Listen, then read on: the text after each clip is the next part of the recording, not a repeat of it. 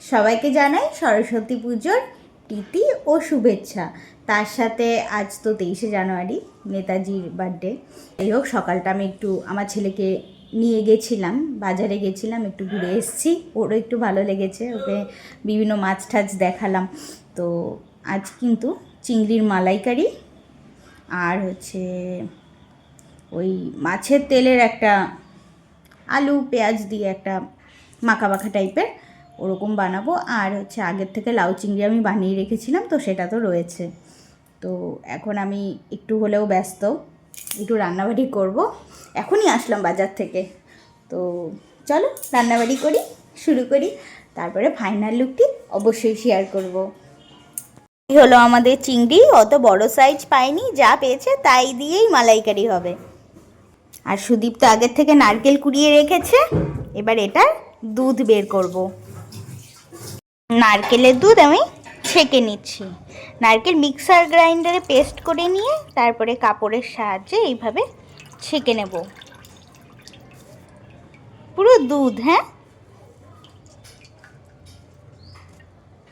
সে বাড়ির থেকে সরস্বতী পুজোর প্রসাদ চলে এসছে, আর আমার ছেলে পেছন পেছন ঘুরছে প্রসাদ খাওয়ার জন্য। নাও, এটা এটা তুমি পারবা না তো বাবা, খাও খাও তো বাবা, দেখি। এই হচ্ছে আমার ছেলের মাছের ঝোল, রুই মাছের ঝোল। আর একটা চিংড়ি দিয়ে দিয়েছিলাম ব্রোকলি দিয়ে। আর এখানে হচ্ছে চিংড়ি মাছের যে গ্রেভি বানাবো, সেই গ্রেভি কষানো হচ্ছে পেঁয়াজ আদা রসুন সেগুলি দিয়ে। আর চিংড়ি মাছ ভেজে নিয়েছি, ছোট বড় সব মিলিয়ে মিশিয়ে, ছোট ছিল পরে অ্যাড করে দিয়েছি। আর দেখো ওখানে বাবা আর ছেলে দুজনে খেলছে, সরি তেল মাখাচ্ছে।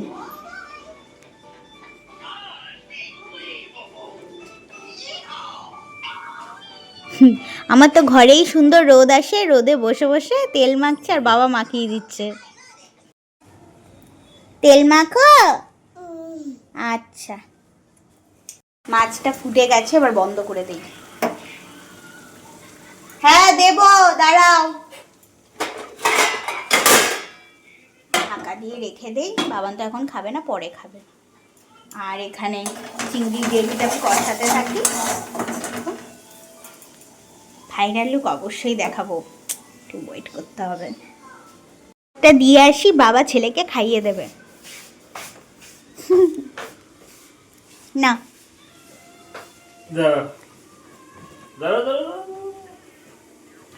নিবা, বাবা খাইয়ে দেবে তোমাকে। আচ্ছা দেব দেব, না ওই কমলা লেবুটাও খাইয়ে দিও। আচ্ছা বসো বসো বসো বসো বসো কেন বসো।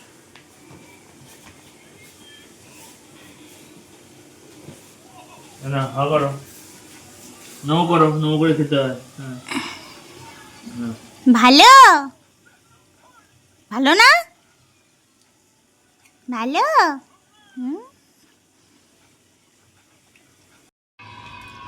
আচ্ছা,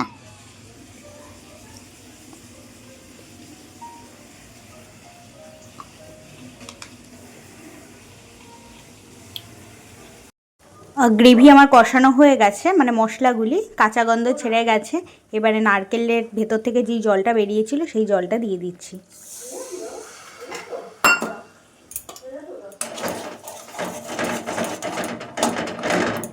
তারপরে দুধটা অ্যাড করে দেব। নারকেলের দুধের আবার কি সুন্দর সর জমেছে, কি সুন্দর না। গ্রেভি থেকে তেল ছেড়ে দিয়েছে, এবারে নারকেলের দুধটাকে আমি অ্যাড করে দিব।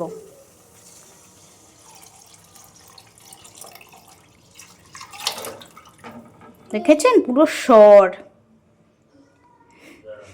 পরে আমি এগুলো হাতের সাহায্যে কাচিয়ে নামিয়ে নেব। গ্রেভিটি কিন্তু আমার একদম ফুটে গেছে, এবারে চিংড়ি মাছগুলিকে অ্যাড করে দেব।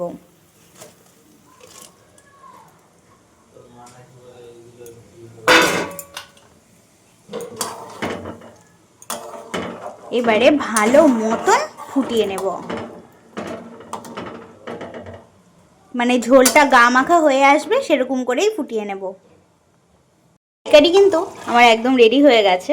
এবারে মানে গ্যাসটা জাস্ট বন্ধ করে 10 মিনিটের জন্য ঢাকা চাপা দিয়ে রেখে তারপরে গরম গরম ভাতের সাথে সার্ভ করে দেব। এক বাড়ির থেকে প্রসাদ চলে এসছে, খাবে বাবা? আচ্ছা দাঁড়াও। আপাতত এখনকার ভিডিওটি এই পর্যন্তই। নেক্সট ভিডিওতে বা ব্লগে খুব তাড়াতাড়ি আসবো, তো তখন দেখাবো যে কি কি দিয়ে সব সাজিয়ে তারপরেই দেখাবো। আপাতত টাটা। আর আমার রান্না হয়ে গেছে, এবার আমি স্নান টান করে নেই, একটু ফ্রেশ হয়ে নেই। তো বাই বাই।